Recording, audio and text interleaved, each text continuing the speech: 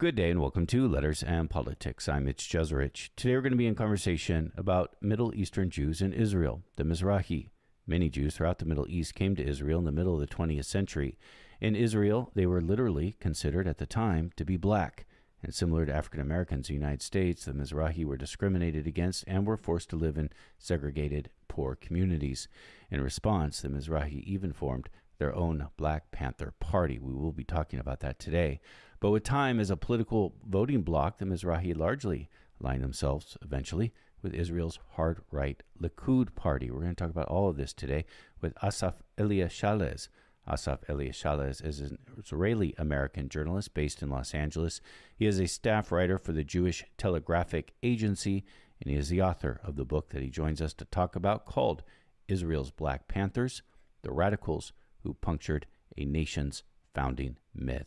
Asaf Elia-Shalev, it's my good pleasure. Shalev, forgive me.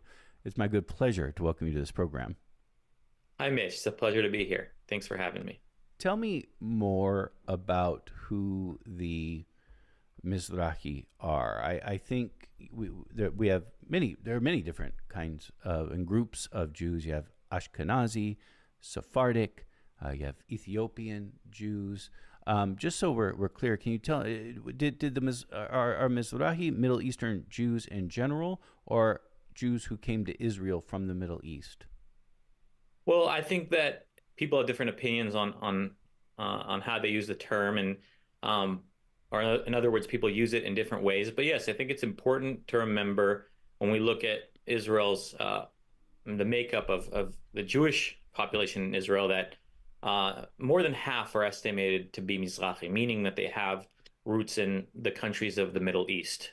And so when we say Mizrahi, we refer to Jews who either immigrated from or have parents or grandparents from countries as diverse as Morocco, Iraq, Syria, Egypt, and also Iran, which is part of the Middle East, but not Arab. And that kind of is another nuance there. And even Indian Jews have been kind of lumped together. And the reason you can have Jews from such different countries in one group is because they were the darker skinned ones. And when they arrived in Israel, they may have spoke different languages and didn't really see themselves as part of the same group, but they had a similar experience in Israel of being racialized.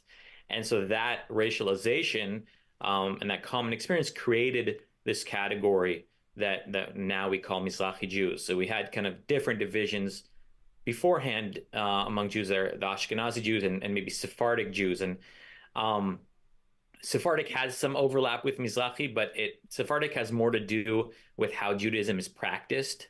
And there's some so that's a distinction. But Yemenite Jews, for example, are not Sephardic. They have their own customs.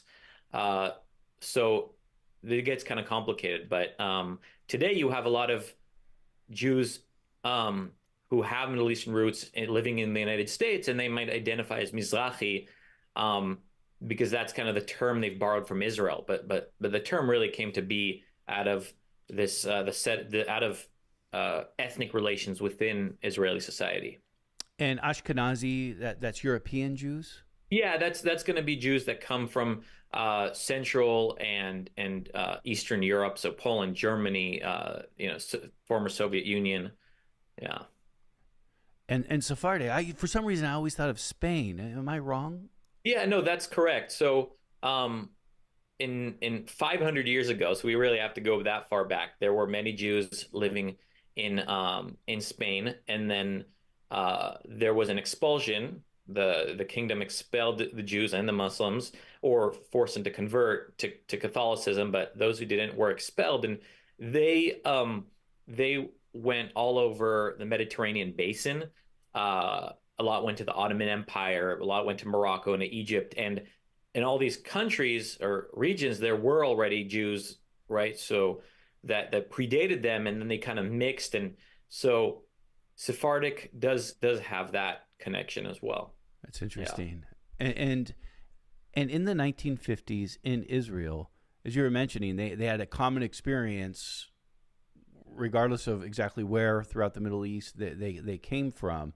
And I said this in my introduction, they were literally considered to be black. This is before let's talk about that. Yeah, this is before Ethiopian Jews Right. This is before the Ethiopian Jews arrived, and also before the migrant workers and refugees arrived in Israel from sub-Saharan Africa. So the recent 15 years, we've seen a large number of black Africans arrive in Israel. But if you have to go back in time, and you have to 1950s, 60s, even in the 70s. First of all, Mizrahim talked about themselves as being black, and also Ashkenazi Jews saw them as black, and there was a common racial epithet that was borrowed from Yiddish. They'd call them sometimes Schwarze Chaya, which in Yiddish means black animal, which is interesting because when they become the Black Panthers, they're kind of reclaiming that term. They're like, oh, we're black animals? No, we're going to be Black Panthers, and you're not going to like it one bit. So, yeah, so they're reclaiming the term. I mean, yeah. And to be clear, that they named themselves the Black Panthers. It's just the name of your book. Yeah. Yeah. Yeah, they were inspired. I mean, they looked around the world at different revolutionary movements, and they both liked the message and aesthetic of the American Black Panthers, but they also knew that group and that name would piss off the establishment more than these other things that were available. If you had the Tupamaros in Uruguay, you had the Red Army, and you had all these groups all over Europe, and even they looked at East Asia for a while. So yeah. And they were inspired by the Black Panthers. Yes, directly inspired by them. Yeah. Talk to me more about the 1950s. This is when many Middle Eastern Jews come to Israel. What's behind that dynamic? So in 1948, well, we should go back in time a little further, right? So what's important to understand is the Zionist movement came together in the late 1800s to solve the terrible problem of European anti-Semitism, pogroms and the like. And there was this idea of creating a Jewish state in Palestine and modeling it after Europe. There was an explicit idea that this would be a European-style state in the Middle East. They used the word colonize at the time. And the problem was, in the early 20th century, millions of Jews left Europe, but they didn't go to Israel. They didn't heed, or to what at the time was Palestine. They didn't heed the Zionist call. Instead, they went to North America, which is why we have such a big and robust Jewish community in the United States.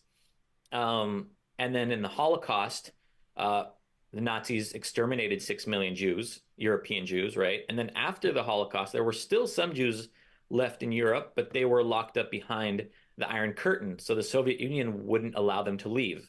And so 1948, when Israel is established, declares its independence, there aren't that many Jews there, and they know they need more people in order to really build a state.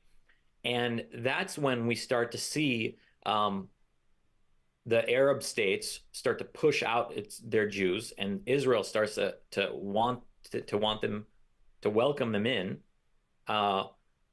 and that's both a solution to the demographic problem that Israel was having upon its founding, but it was at the same time it created a new problem, right? So, in 1948, about 1 million Palestinians flee or are kicked out of Palestine, and in their stead come nearly 1 million Mizrahi Jews, and they look uncomfortably similar to the people that were just removed. They speak Arabic, their customs are Arab, they're darker skinned, and that generates a lot of anxiety for the leadership of this nascent country. They say in public and private settings, they talk about how worried they are about the country being Arabized or being Orientalized because of the influx of Mizrahi immigrants. And so they describe these immigrants in very racist terms. They, everything from dirty Africans, referring to the Jews of Algeria and Tunisia and Morocco.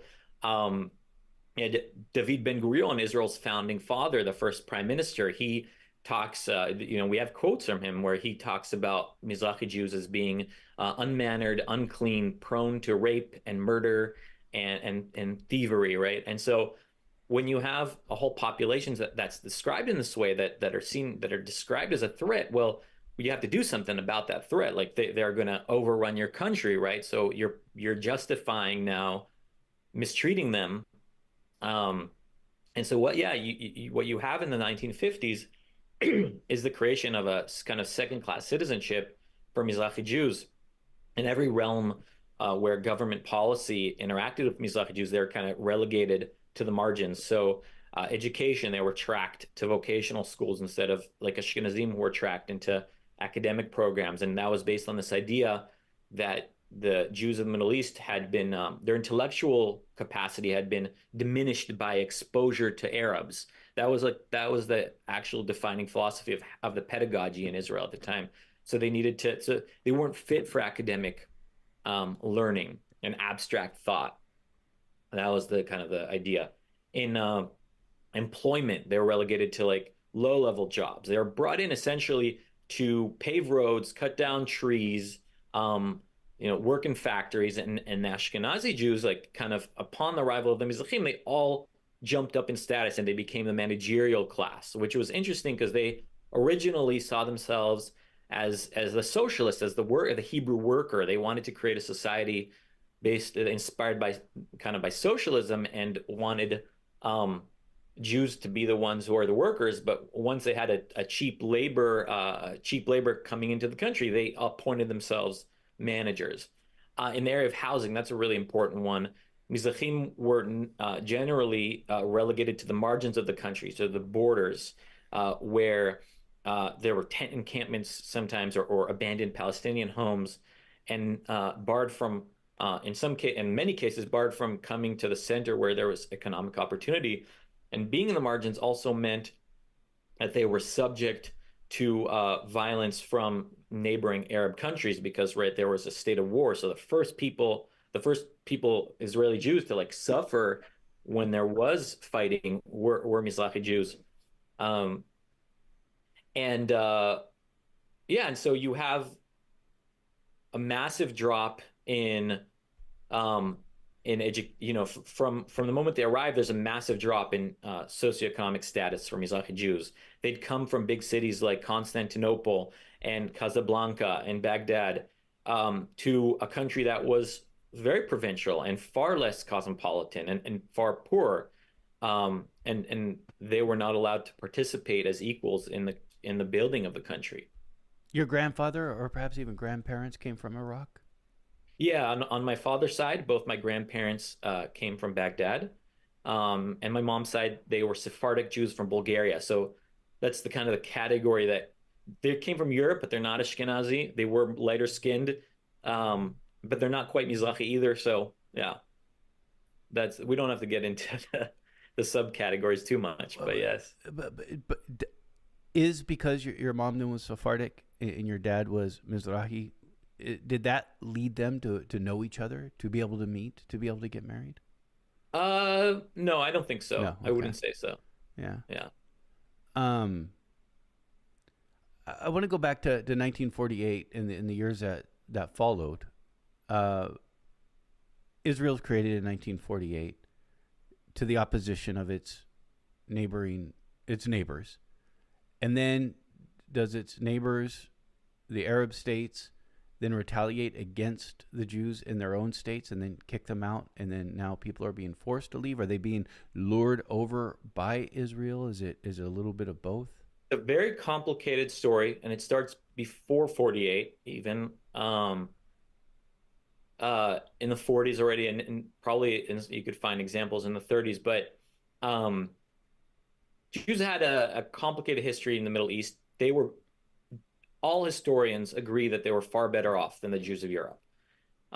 There were periods of violence towards Jews I'm talking over the course of like 1,000 years, right? And there are periods of prosperity, coexistence, peace. In Europe, Jews were kind of like the property of the king, like they had no status. And in the Middle East, at worst, they were dhimmis, which is kind of a second-class status, but it was still a legally recognized status within Islamic society.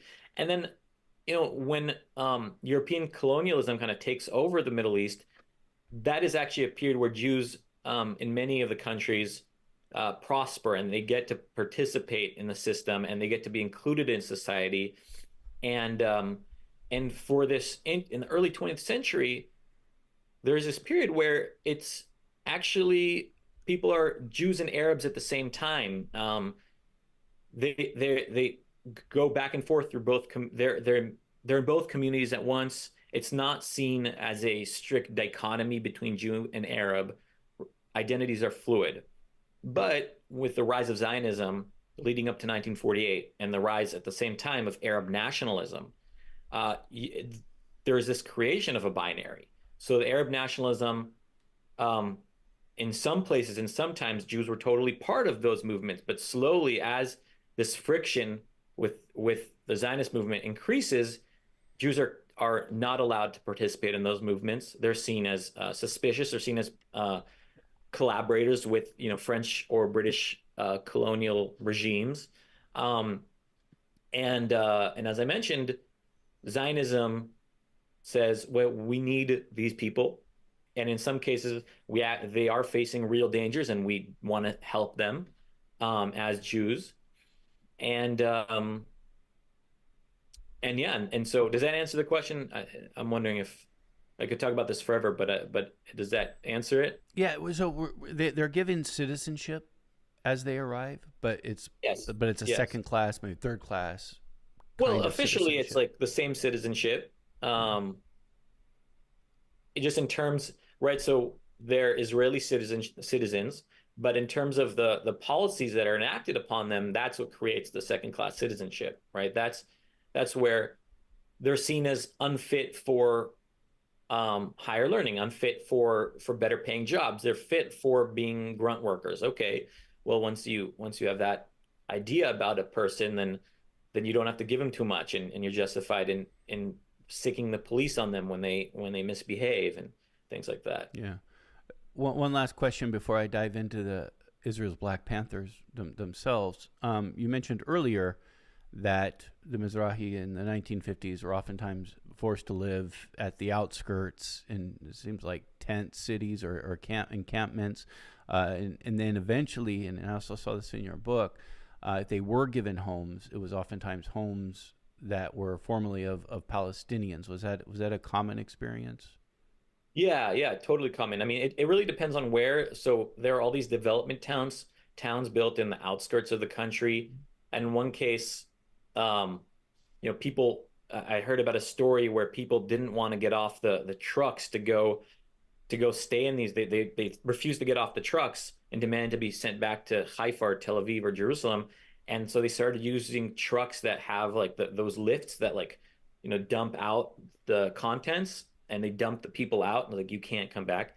Um, in other cases, in places like Haifa and Jerusalem and near Tel Aviv, and in Tel Aviv itself, actually, there were entire neighborhoods that were depopulated of Palestinians. And so Mizrahim either were assigned those houses or just moved into them without permission. And that's kind of actually the story of the Panthers, of how they came to be where they were in Jerusalem. So we Th- can, it's a good transition point. This So, do you want me to explain what happens next? let me just tell everyone who you are again. This Okay. is letter and who we are, and we are Letters and Politics, and we are in conversation with Asaf Elia-Shalev, who is a journalist and author of the book Israel's Black Panthers: The Radicals Who Punctured a Nation's Founding Myth. Yeah, pick up where you were. Yeah, great. So, there's this particular set of families from Morocco who come to Israel in 1950, so way before the bulk of Moroccan Jewry arrives. Right? They actually have a better situation than most Mizrahi Jews, and they stay in Morocco, many of them through the 60s. Um, but these families, they heed the Zionist call in 1950. They have a history of being very observant Jews and praying to Jerusalem and wanting, and this idea of returning to the Holy Land is just enchanting to them. Um, and they come and they have a very difficult journey. They face discrimination on the way to Israel. We don't have to get into that too much because I want to fast forward to right. So there was this attempt to put these families in the desert or in some or keep them in these transit camps forever, but they say no. We we came to the Holy Land to go to Jerusalem. Like that's what we came here for. So don't try to put us in the desert or in some random place. And they insist, and they just make their own way, sometimes against the wishes of the government, to Jerusalem. But Jerusalem, where there's nowhere for them to be exactly, so they find an area called the No Man's Land. So Jerusalem in 1948 becomes a divided city, much like Berlin was a divided city. Jordan controls the eastern part where Palestinians live, and Israel controls the western part. In the middle is a no man's land because the two countries are at war. There's barbed wire there. There's no government services. And there's snipers kind of located opposite each other, shooting back and forth. And in the middle, there's these Palestinian neighborhoods that their owners left, at the outset of the war. And that is where these families, Mizrahi families, move into these homes that are in the war zone that don't technically belong to Israel even, right? They're beyond the armistice line in the strip where it's between the two countries. And they make homes for themselves there. This, on the one hand, Israel doesn't provide them services. There's no you have sewage running through their street. You have no government services, no school, until later on you get a religious school. But also, Israel does want them to be there because that is kind of Jews occupying extra land. So they're actually taking over land on behalf of the state. And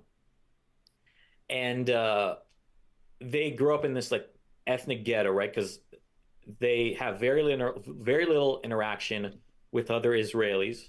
They are mostly Moroccan Jews, so the children are all growing up speaking Moroccan Arabic, and so the Hebrew is terrible. They have strong accents, and crushing poverty, living tent to a room.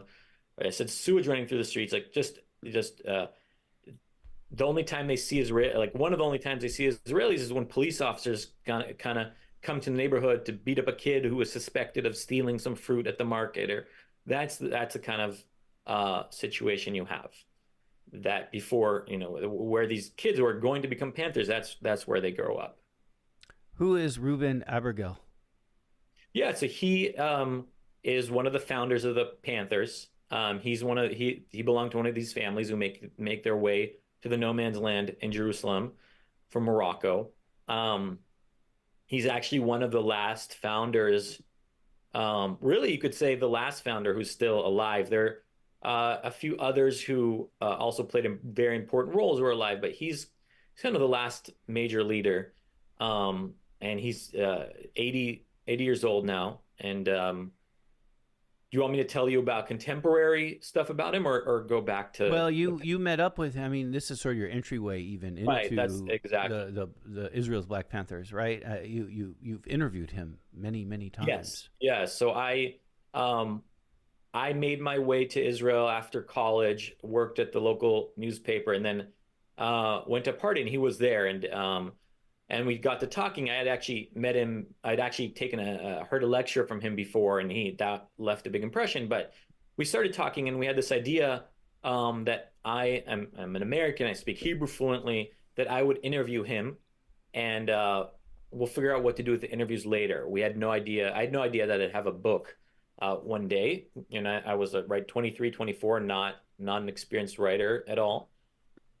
And he loved the idea because he felt that his lack of knowing English had kept the story of Mizrahi Jews and the Black Panthers of Israel from ever exiting the borders of the country. He felt like it was a cage. So at one point, he told me that our conversations felt like smuggling a letter out of jail.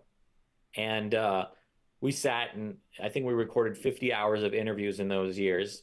And I also was helping him give these tours. So he organized these tours in the neighborhood where the Black Panthers came up, and I would interpret to the English-speaking audience as live interpretation. And I didn't realize it at the time, but I was training my brain to speak his words into English, and that became very useful later on when he becomes a character in my book, where I have to really figure out how he sounds in English, because he speaks in these philosophical ways, and and in very interesting allusions and these meandering ways. And got very lucky that I was able to put that into English on a day by day, on a week by week basis with these tours.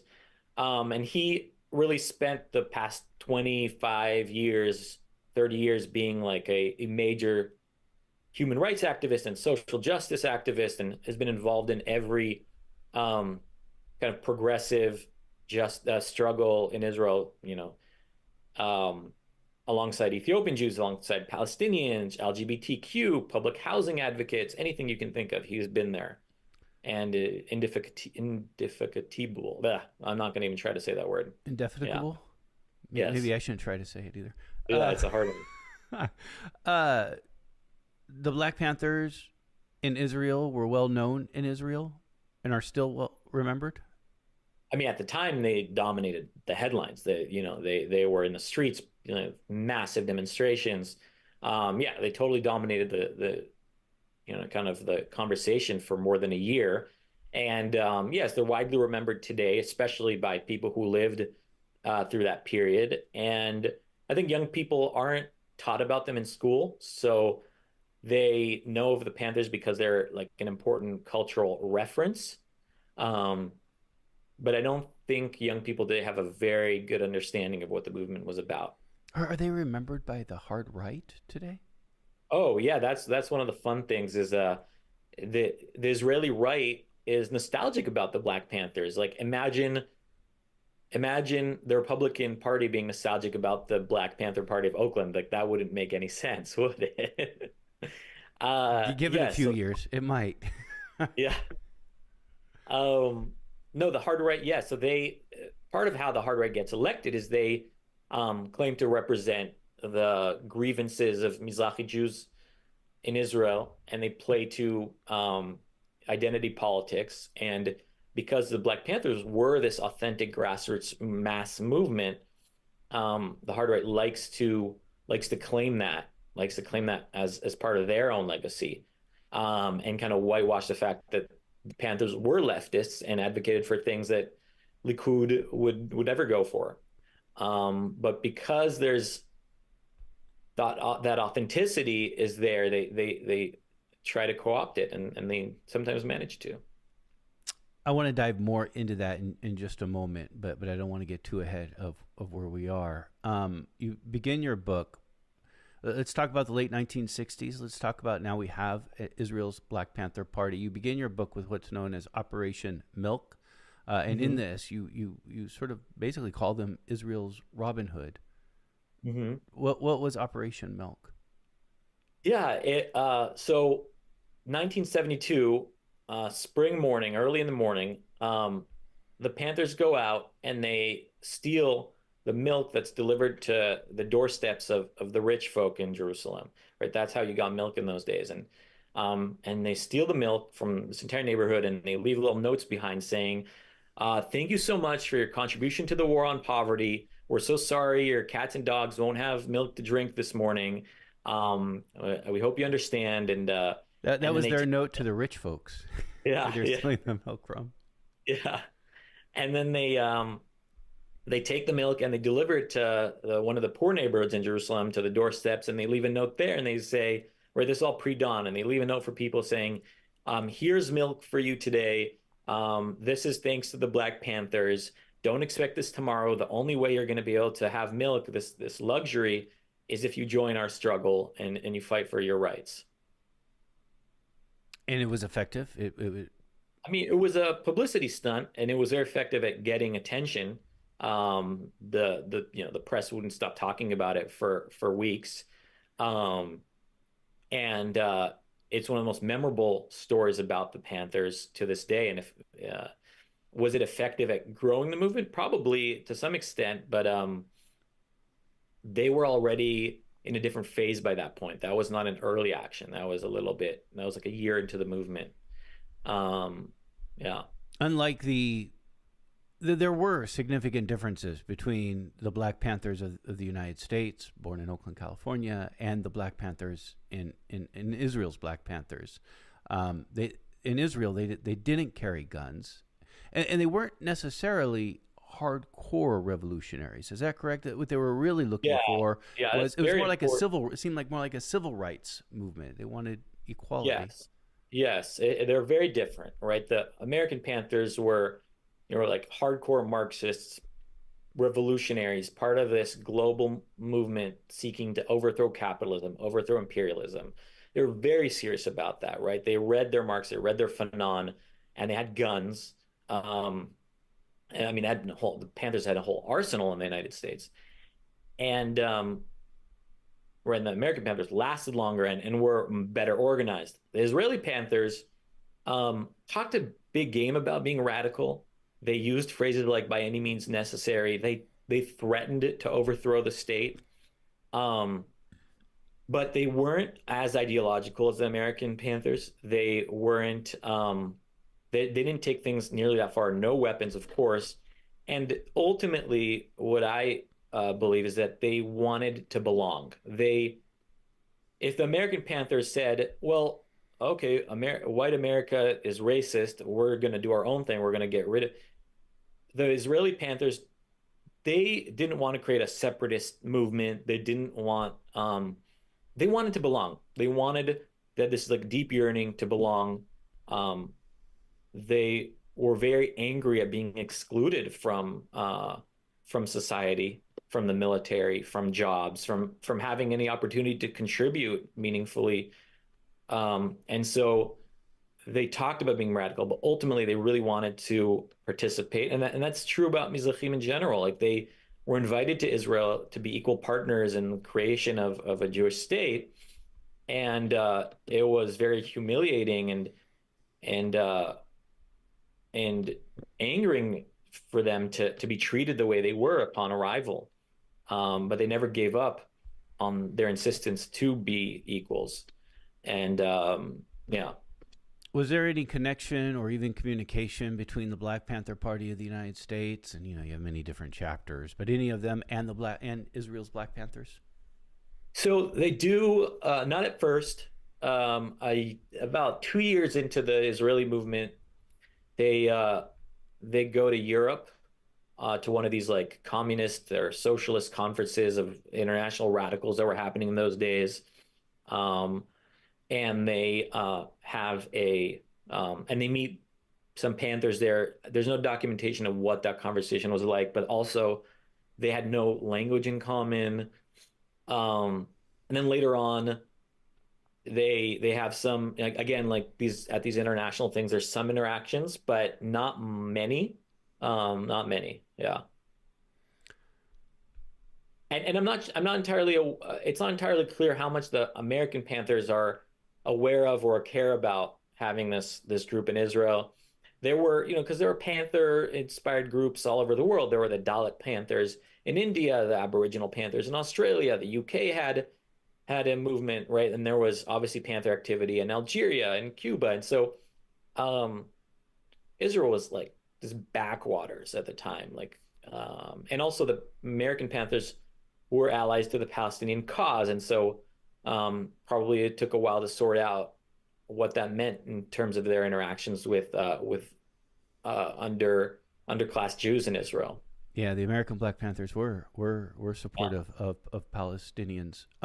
How did the Panthers and I guess should we be careful when we talk about Israel's Panthers and the Mizrahim of Israel? I mean, is this What do you just mean? what I mean is Israel's Black Panthers just sort of one segment of the Mizrahi in Israel, or what do you think it represented the group as a whole? Were they largely popular within Yeah, the they were very Mizrahi community? popular. Mm-hmm. They were very, very popular. I mean, some people might have thought that they were too militant or something. But there was no one could deny, like, there was massive discrimination and inequality that wasn't being talked about, and they caused that conversation to burst wide open. Yeah. And so whatever disagreements people had with the Panthers, whatever factionalization that happened, everyone could agree that there was a problem on their hands and something needed to be done about it. So that was the importance of their role. So through the 1950s and then through the 1960s, I think the Israel's Black Panthers were formed around 1967 or so. Right? Yeah. Um, Well, 1971 is officially, but 1971. 1967 is where Jerusalem is gets unified into one city when Israel conquers it, the rest of the territory, and then that is what changes everything that allows kind of these foreign influences to get into Israel, and that's why you have these young men who decide to take on that mantle. So how does Israel's Black Panthers and maybe the Mizrahi community in general feel about Palestinians during this 50s and 60s when they're clearly being discriminated against? Well, there's a lot of different reactions. I think a lot of Mizrahim are in living in poverty and struggling to survive, and maybe not having too many, not giving that much thought, or just whatever the mainstream thinks. And but there are a lot of Mizrahim who kind of express solidarity with Palestinians at the time, and there's some initiatives like these common committees that are created, and so it is possible to find those kind of examples. And then there are, of course, a lot of Mizrahim who, even then, and I think it gets worse over time, kind of have feel a lot of animosity towards Palestinians and towards Arabs in general. And there's complicated reasons for that.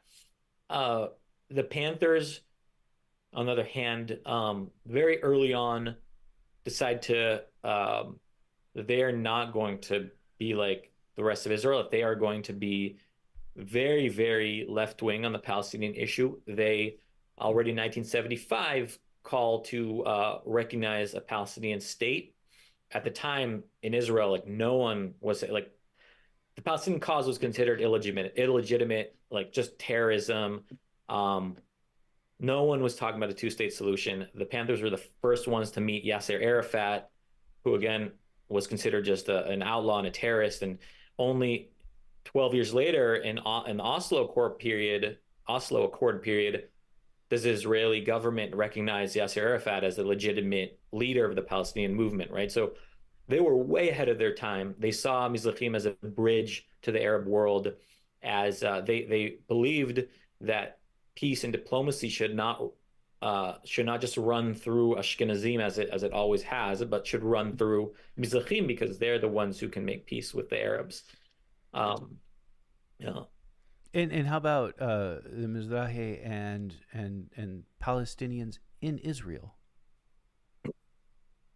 So they're in places like Akko and Haifa and other areas.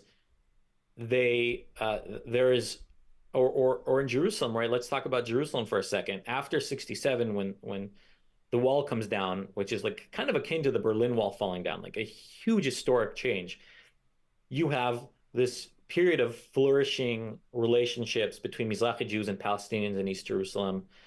They create businesses together. They have nightlife together. They are criminals together, right? They have so every aspect of life. There's relationships. You have from like 1967 to like the late 70s, this period that's been really has not been researched very much at all. I struggled very hard to find anyone who's written about this period. But there was what today we call coexistence, and there was this mutual recognition. They saw themselves on the other side of or the wall, the fences that were separating them, and they had 18 years of wondering who's on the other side, and then suddenly the fence comes down, and they fall in love. Like they smoke hash together. They go to each other's homes. And that's a history that's unfortunately been forgotten. In other cases, however, as I mentioned, I think in the start of our conversation, Mizrahim really bore the brunt of violence from whether it was in the 50s Palestinian militants who kind of went on raids into Israel, or the foreign armies that were when there was a war. And then later on, when there were bus bombings, it's like, who takes the bus in Israel? Mizrahim. I mean, sure, there's Ashkenazim on the bus, of course, but like who's overrepresented? Like poor people, Mizrahi people. And so they were the ones when the buses were blowing up, they're the ones who were dying. And so there was um, there was this anger, and there's also a certain memory about their interactions, even if it's not direct memory, even if it's like inherited from your parents or your grandparents. There's a kind of a cultural, generational memory about the past. So many Mizrahim who actually lived among Arabs and among Muslims, like remember this very fondly, remember those times.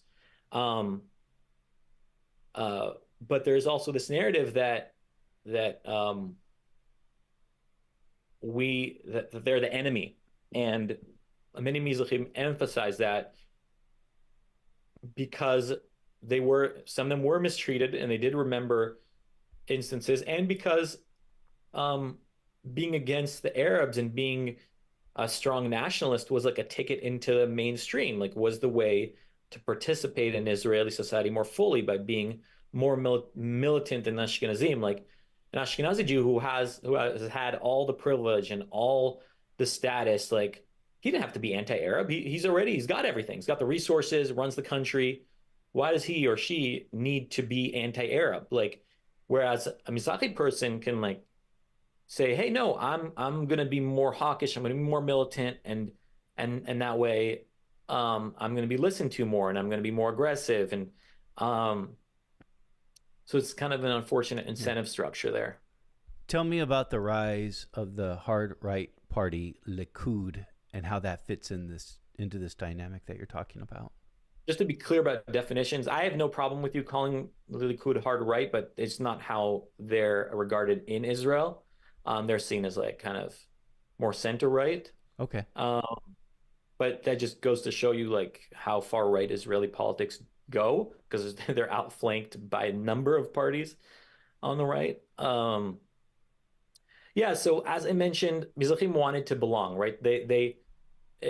There was a recognition that Panthers were onto something very real, and Mizrahim kind of were were freed from their loyalty to the old Labor Party due to the Panther struggle, and um, and wanted to rebel against the establishment, but they also wanted to belong. And the person who kind of capitalized on that energy was Menachem Begin, the founder of Likud, the predecessor of Benjamin Netanyahu. And he told Panthers, "Wait a second, forget all this nonsense about you're lesser, you're dark skinned. No, no, no. You don't belong in the margins. You belong in the very center. You're the real heroes of this country. He had this incredible speech, just rhetorically and charismatically, about how telling Mizrahim, like, you're warriors, you're brothers, you're the real Jews. And I fought in the trenches in Israel's independence war. I fought alongside Iraqi Jews. Like, you are going to, when I come to power, you are going to be center stage right there with me." Um, and that message was very appealing to many Mizrahim. Yeah. Yeah. And then an alliance was forged between Likud and many people in the Mizrahi public. Of course, Likud also has a lot of Ashkenazi support, so it's important not to forget that. Yeah. But the Mizrahi, as a voting bloc, Yeah. have continually been an important part of Yes. Likud's success over there. I mean, because it's sort of been in power ever since. Yeah. I mean, Yeah. there's also a disdain that, and I'm speaking generally and broadly here, of course, but there's also this disdain towards the Labor Party, the more secular Labor Party in Israel as well, by the Mizrahi, isn't there? Yeah. Yeah. I mean, that goes right back to how the condescension they faced um, from labor from the Labor Party, and just taken for granted and mistreated, and and yeah, that disdain is carried on to the present, in part because labor, well, today's labor is kind of over. It's got only a few seats in parliament, so it's really that tradition is really ended. So there's other parties who represent the same interests, but there's a disdain towards the Israeli left among Mizrahim, among many Mizrahim, although there are many Mizrahim on the left. So none of this is absolute, or uh, and that's because kind of the left in Israel tends to come from the Tel Aviv area or from wealthier little towns or from the kibbutzim. And time again, big cultural icons of the Ashkenazi left like say racist things about Mizrahim and kind of reveal that there is still condescension and racism there, and Mizrahim recognize that.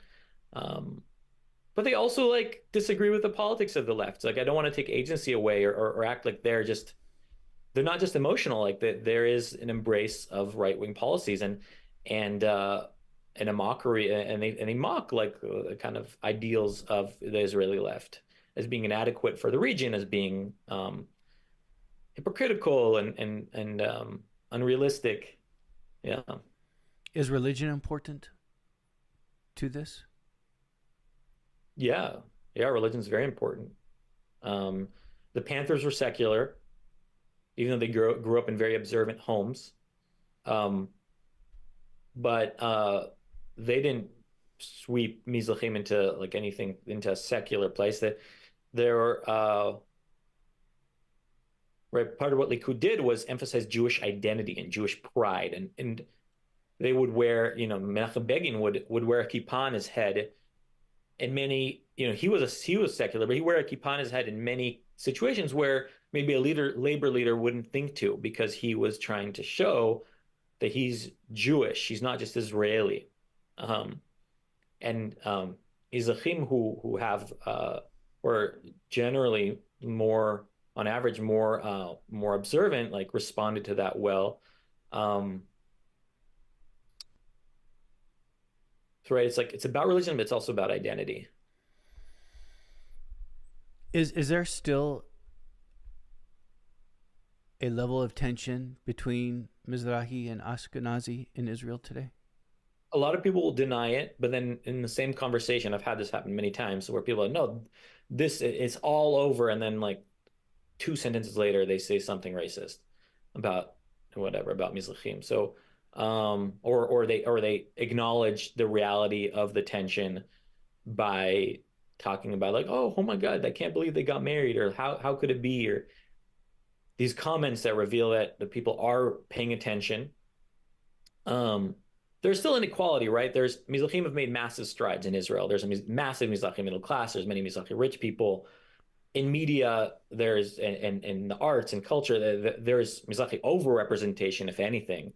Not in a bad way, but there's never been a Mizrahi prime minister. All the most important government ministers are all Ashkenazi to this day, right? Foreign ministry, defense, finance, treasury. These are all, the judiciary is very Ashkenazi. 90% of faculty in academic institutions are Ashkenazi. So there's still a lot of areas where there's inequality, but Mizrahim kind of in many ways dominate the public sphere. And then you have important kind of Ashkenazi cultural or political figures who will say something racist, and then like that explodes into a debate for 2 days and takes over the news cycle. So clearly it still matters to people. I would think with the support that Likud gets from Mizrahi, that it would be important for Likud to have people from the Mizrahi community move up into its leadership or into powerful positions. And there are many Mizrahi leaders in Likud. Many of the people occupying Likud parliament seats like are Mizrahi, but and there are Mizrahi ministers from Likud, but the top ministers are not. You can make of that what you will. Yeah.